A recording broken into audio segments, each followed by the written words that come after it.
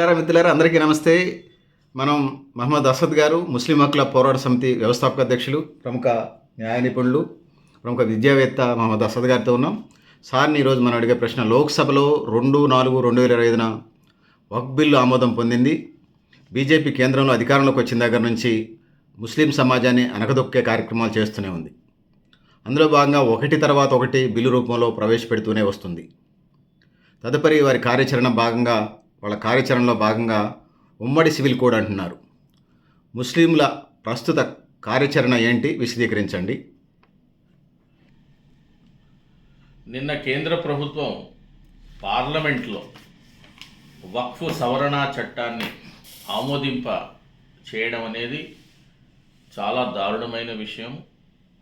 అంటే లౌకికవాద స్ఫూర్తితో ముస్లిం ఓట్లతో అధికారంలోకి వచ్చి ఎన్డీఏలోని అంతర్భాగమైనటువంటి రాజకీయ పార్టీలు, తెలుగుదేశం, జనతాదళ్ యునైటెడ్ ఇలాంటి కొన్ని పార్టీస్ వాళ్ళకి ప్రత్యేకంగా కలిసి వాళ్లతో హామీ పొందిన తర్వాత కూడా బిల్ ఆమోదం పొందడం అనేది చాలా విచారం వ్యక్తం చేస్తూ ఉన్నాం. ఇది ముస్లింలకి ఒక పెద్ద గొడ్డలి పెట్టుగా మేము భావిస్తూ ఉన్నాం.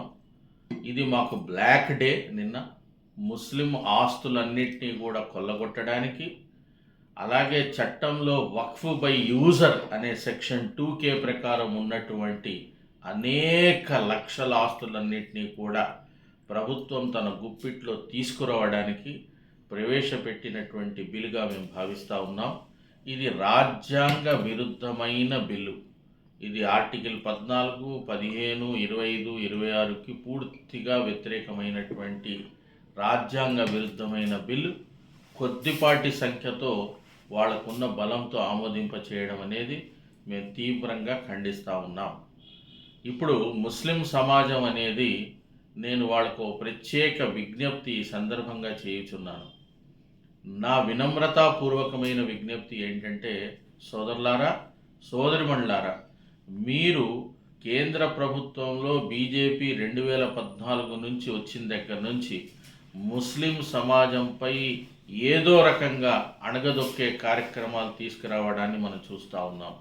ఒక్క ముస్లిం సమాజమా అని ప్రశ్నించినప్పుడు ప్రజలకు ఇబ్బందికరమైన బిల్లుని కూడా తీసుకొచ్చి గుజరాత్ లాబీ కుట్ర చేసి ఈ దేశంలో దాదాపు 93% ఉన్నటువంటి ఎస్సీ, ఎస్టీ, బీసీ, మైనార్టీ వర్గాలందరినీ కూడా అణగదొక్కే ధోరణి అవలంబించడం అనేది చాలా దారుణమైన విషయంగా నేను తెలియజేస్తూ ఉన్నాను.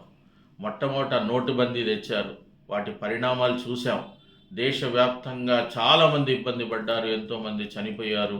ఆ పాలసీ వల్ల బ్లాక్ మనీ వస్తుందని చెప్పారు, ఎక్కడా బ్లాక్ మనీ రాలేదు. రెండవది సిఏఏ, ఎన్ఆర్సీ అని చెప్పి తీసుకొచ్చారు. పెద్ద ఎత్తున ఉద్యమాలు లేపడంతో తిరిగి దాన్ని కోల్డ్ స్టోరేజ్లో పెట్టడం జరిగింది. అది ఏజెండాగా ముందుకు తీసుకెళ్లాలనే ఆలోచన ఇంకా సంకల్పం వాళ్ళలో ఉంది. అది వెనక్కి తిరిగారు.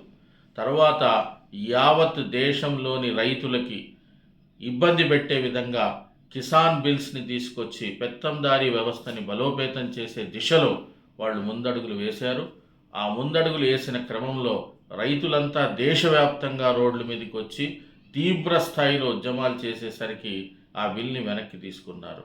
ఇదే కాదు, గత చరిత్రలో నేపథ్యంలో ఈ దేశానికి సంబంధించినట్టు సర్వోన్నత న్యాయస్థానం కానీ, అలాగే ఆనాటి దేశంలో ఉన్నటువంటి ప్రభుత్వం కానీ ఒక తమిళనాడు వాళ్ళంతా రోడ్డు మీదకి వచ్చి బీచ్లలో ఎక్కడ కదలకుండా ఉంటే జల్లికట్టు లాంటి దానిపై నిషేధాన్ని తొలగించుకున్నారో, సుప్రీంకోర్టు తమ జడ్జిమెంట్ని వెనక్కి తీసుకుందో, అది ప్రజాస్వామ్య స్ఫూర్తి. దాన్ని మనం ఇవాళ గుర్తు తెచ్చుకోవాల్సిన అవసరం ఉంది. ప్రజాస్వామ్య స్ఫూర్తితో ప్రజలే గొప్పవారు, ప్రజల యొక్క బలమే గొప్పది. ప్రజలు ఎప్పుడైతే బయటికి వచ్చి ప్రభుత్వం ఏదైతే ప్రజా వ్యతిరేక విధానాల్ని తీసుకొస్తుందో అటువంటి వ్యతిరేక విధానాల పట్ల నిరసన తెలిపి ఐక్యంగా పోరాడితే ఈ ఆమోదం పొందినటువంటి బిల్లు కూడా తప్పకుండా వెనక్కి వెళ్తుంది. ఇవాళ ఒక దుష్ప్రచారం చేస్తూ ఉన్నారు. ముస్లిం సమాజం నిరసనని ట్రిపుల్ తల్లాక్ అప్పుడు కూడా తెలిపింది, కానీ తర్వాత ట్రిపుల్ తల్లాక్ చాలా వాళ్ళకి ఉపయోగపడింది అని అంటున్నారు. ఎక్కడ ఉపయోగపడలేదండి. 0.1% కూడా కనీసము డైవర్స్ కేసులు ఆగినాయా అంటే లేదు. దుష్ప్రచారంతో బీజేపీ ముందుకెళ్తుంది తప్ప గోధీ మీడియాలో దుష్ప్రచారం ద్వారా ఫాల్స్ ప్రాపగండా ద్వారా ముందుకెళ్తున్నారు తప్ప గణాంక వివరాలు కనుక పెట్టేటట్టు ఎక్కడ అవకాశం లేకుండా చేస్తూ ఉన్నారు. అంటే సమాజానికి ప్రజలకి పక్కదోవ పట్టించే విధంగా ప్రచారాలు చేస్తూ ఉన్నారు. మీరు ఇవాళ ఈ చట్టాన్ని ఎందుకు తీసుకొచ్చారండి? మీకు అందరికీ తెలిసిన విషయమే కదా. ఆల్టా మౌంట్ రోడ్ ముంబైలో యాంటీలా భవనం ఎవరిదండి? అది ఒక అనాథ ఆశ్రమం. ఇవాళ అంబానీ అక్కడ 3,800 కోట్ల రూపాయలు భవనాన్ని నిర్మించారు కాబట్టి చట్టబద్ధత అతన్ని కల్పించడానికి పెత్తందారీ వ్యవస్థ గుప్పిట్లో ఉన్నటువంటి విండ్సర్ మేనర్ హోటల్ బెంగళూరులో 10,000 కోట్ల ధర చేస్తుంది. దాన్ని మీరు స్వాధీనపరచుకోవడానికి, అలాగే మీ బీజేపీ గుజరాత్ లాబీకి సంబంధించిన కబంధ హస్తాల్లో అనేక పెద్ద పెద్ద ప్రాపర్టీస్ గతంలో India today, front line, Allah's properties అని చెప్పి ఇచ్చినటువంటి ఆర్టికల్స్ మా దగ్గర ఉన్నాయి. అవన్నిట్లో కూడా ప్రస్తావించిన ప్రాపర్టీస్ అన్నీ కూడా ఇవాళ బీజేపీ మతోన్మాద పార్టీలు, ఆర్ఎస్ఎస్ వాళ్ళ కబంధ హస్తాల్లో ఆయా ప్రాపర్టీస్ని మీరు తొలగించుకోవడానికి, స్వాధీనపరచుకోవడానికి, లాభపడడానికి మాత్రమే ఈ సవరణ బిల్ తెచ్చారు. ఇవాళ దేశంలో అనేక సమస్యలు ఉన్నాయి. ద్రవ్యోల్బణం ఉంది, ఆర్థిక పటిష్టత లేదు. ఒక పక్క చైనా దేశ భూమి మీద ఆక్రమణలు చేస్తూ ఉంది, మరోపక్క అనేక ఆర్థిక పరిస్థితులు, ఈ దేశానికి సంబంధించి ఫినాన్స్ పరిస్థితులు బాగలేవు. రూపాయి విలువ క్రమేపీ తగ్గిపోతూ ఉంది, పడిపోతూ ఉంది. ఎక్కడ చూసినా రైతుకి గిట్టుబాటు ధర లేదు. ఏ చిన్న కార్యక్రమాల్లో కూడా బీజేపీ విజయం సాధించలేని పరిస్థితి. ఉద్యోగాలు లేవు, ఏ కార్యక్రమాలు లేవు. చెప్పినట్టుగా ఒక్కటి కూడా దేశ అభివృద్ధి కార్యక్రమాలు లేనప్పుడు, బయట నుంచి పెట్టుబడి రానప్పుడు, ఏ దేశ ఫారెన్ పాలసీ బాగలేనప్పుడు, మీరు నడుపుతున్నటువంటి ప్రభుత్వంలో అనేక బలహీనతలను కప్పిపుచ్చడానికి, పోలరైజేషన్ చెయ్యడానికి, ఒక వర్గానికి సంబంధించిన వాళ్ళ ఓట్ల ద్వారా మీరు ఓట్లు సంపాదించి అధికారంలో రావడానికి ముస్లింలపై దాడులు చేసే విధంగా పాలసీల్ని అవలంబిస్తూ ఉన్నారు. ఏం చేశారండి? ట్రిపుల్ తల్లాక్ చేస్తే ఏదైనా ఆగిందా? జరగలేదు. తర్వాత మీరు ఇవాళ ఉమ్మడి సివిల్ కోడ్ అని కూడా మాట్లాడుతున్నారు. ఉత్తరాఖండ్లో ఉమ్మడి సివిల్ కోడ్ తెచ్చారు. ఉమ్మడి సివిల్ కోడ్ వల్ల ఏ లాభం ఉందండి? ఎటువంటి లాభం ఉంది? ఆస్తి హక్కు ఇస్లాము 1400 ఏళ్ల క్రితమే ఇచ్చింది స్త్రీలకి. అది మీరు స్ఫూర్తిని పొంది ఇవాళ 50% ఆస్తి హక్కు ఇవ్వాలని మీరు ఇవాళ మేల్కొన్నారు. మా దగ్గర ఉన్న ఏ పద్ధతి కూడా 2013లో సవరణ చేయబడినటువంటి ఎన్డీఏ ప్రభుత్వంలో వక్ఫ్ చట్టం 95 2013లో ఏదైతే సవరణ జరిగిందో అది సరిపోయేది. ఇవాళ కేవలం ఆస్తుల్ని మీరు తీసుకోవడానికి, అలాగే ఆక్రమణదారులకు చట్టబద్ధత కల్పించడానికి లిమిటేషన్ యాక్ట్ తెచ్చి మా ఆస్తుల్ని కొల్లగొట్టడానికి మాత్రమే బిల్లు ఆమోదం చేయించారు.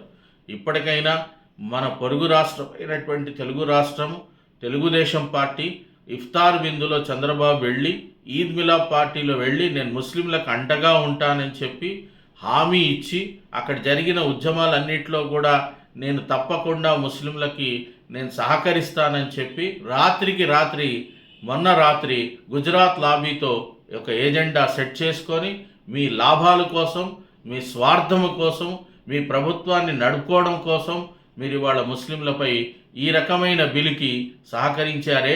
మీకు మేము ఓట్లు వేయలేదా? ఇది మీకు కొత్త ప్రవృత్తి కాదండి చంద్రబాబు గారు. గతంలో గోద్రా లాంటి ఇన్సిడెంట్స్లో ఊచకోత జరిగినప్పుడు ఎన్డీఏ ప్రభుత్వంలో మీరు కీలక పాత్రలో ఉండి కూడా నాడుకి మోడీకి వ్యతిరేకంగా ఏ పని చేయలేదు. ఎక్కడ కూడా ఎన్డీఏ ప్రభుత్వంలో, వాజ్పేయి ప్రభుత్వంలో అటువంటి సంఘటన పునరావృతం కాకుండా అక్కడ జరిగినటువంటి ఆర్థిక పరిస్థితుల్ని కొల్లగొట్టే విధంగా అక్కడున్న ముస్లిం వ్యాపారస్తుల్ని ఆ రోజుల్లో గోద్రా ఇన్సిడెంట్ని అడ్డుపెట్టుకొని వాళ్ళ యొక్క ఇల్లుల్ని తగలబెట్టిన ఆ రోజుల్లో ఆ రాక్షస ప్రవర్తనని దానికి తిప్పికొట్టే విధంగా మీరు ఆ రోజుల్లో చర్య తీసుకోలేదు. మీ రోషిని పథకాలు ఏంటో మాకు తెలుసు, మీ ఏజెండా ఏంటో మాకు తెలుసు. మీరు ఇవాళ పవన్ కళ్యాణ్తో కలిసి పవన్ కళ్యాణ్ యొక్క ఆలోచనని మీరు బలోపేతం చేసేలా అతను కేవలం కాషాయ రంగు తొడిగి, లేకపోతే ఆ రకమైన తన యొక్క ఆలోచనను బీజేపీకి దగ్గర కావడానికి చూపిస్తూ ఉన్నారే. ఒక నటన తప్ప అక్కడ చేసేది ఏమి ఉండదు అన్న విషయాన్ని మీరు గమనించకుండా ముందుకెళ్తున్నారే. ఇది సరైంది కాదు. మీకు ఆంధ్ర రాష్ట్ర ముస్లిం ప్రజలు తప్పకుండా బుద్ధి చెప్తారని చెప్పి తెలుసుకోవాలి. జేడీయూ బీహార్ కూడా ఇదే పరిస్థితి. మీ ఎన్డీఏలో అంతర్భాగమైనటువంటి లౌకికవాద స్ఫూర్తితో కలిగినటువంటి పార్టీస్ ఏదైతే ఉన్నాయో, పొలిటికల్ పార్టీస్, వాళ్ళందరూ కూడా పునరాలోచించాలి. ఎందుకంటే దేశంలో అత్యధిక రాజకీయ పార్టీలంతా కూడా విభేదించాయి. జేపీసీలో వెళ్ళి విజ్ఞాపన పత్రాలు ఇచ్చి కొన్ని సవరణలను నేను కనీసం మార్చండి అని కూడా మార్చకుండా ఒంటెత్తు పోకడలు కూడా మీరు వెళ్ళారు. జేపీసీ కూడా పెడచెవిన పెట్టింది. అంటే ఇవాళ కేంద్ర ప్రభుత్వం కేవలం ముస్లింలపై ఒక గొడ్డలి పెట్టు వంటి ఏజెండాల్ని తీసుకొచ్చి పోలరైజేషన్ చేసి మీ యొక్క ఓటు బ్యాంక్ని కాపాడుకొని 20:80 అన్నారే, 80:20 అదే ఎజెండాని అమలు చేయబోతా ఉన్నారు. ఇవాళ మీ బుల్డోజర్ థియరీని కూడా సర్వోన్నత న్యాయస్థానం తప్పుపట్టింది. ఇది కూడా సర్వోన్నత న్యాయస్థానంలో రాజ్యాంగ విరుద్ధమైన బిల్లుపై ఎట్టి పరిస్థితుల్లో పిటిషన్ వేయడం జరుగుతుంది. దీనిపై స్టే తీసుకురావడమా లేకపోతే బిల్ని వెనక్కి తీసుకెళ్లడమా అనేది జరగడం జరుగుతుంది. ఇదే కాదు, రానున్న రోజులో మీరు తీసుకున్నటువంటి ప్రతి ఏజెండా మీద ప్రచారం చేయాల్సిన బాధ్యత ఉంది. ముస్లిం సోదరులంతా కూడా రోడ్డు మీదకి వచ్చి నిరసన తెలపాల్సిన అవసరం ఉంది. ప్రజాస్వామ్య పద్ధతుల్లో మన చట్టాన్ని చేతిలో తీసుకోకుండా చట్టాన్ని సంపూర్ణంగా పాటిస్తూ ఉద్యమ కార్యాచరణ రూపొందించాల్సిన అవసరం ఉంది. షాహీన్ బాగ్ లాంటి పరిస్థితిని పునరావృతం చేయాల్సిన అవసరం ఉంది. జల్లికట్టు లాంటి ఉద్యమ స్ఫూర్తితో ముందుకెళ్లాల్సిన అవసరం ఉంది.